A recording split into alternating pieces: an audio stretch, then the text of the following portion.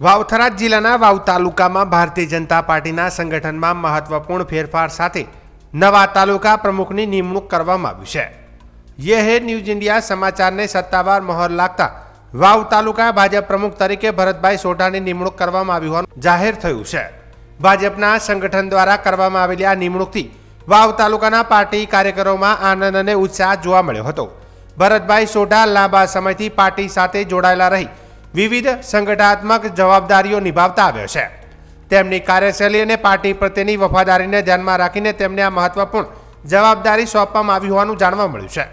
સ્થાનિક સ્તરે કાર્યકરો અને આગેવાનો દ્વારા ભરતભાઈ સોઢાને અભિનંદન પાઠવવામાં આવી રહ્યા છે। કાર્યકરોનું માનવું છે કે તેમની આગેવાની હેઠળ વાવ તાલુકામાં ભાજપ સંગઠન વધુ મજબૂત બનશે અને પાર્ટીની વિચારધારાને ગામડાઓ સુધી પહોંચાડવામાં વધુ પ્રગતિ મળશે। નવા તાલુકા પ્રમુખ તરીકે ભરતભાઈ સોઢાએ પણ પાર્ટી દ્વારા આપવામાં આવેલી જવાબદારી બદલ આભાર વ્યક્ત કર્યો હતો।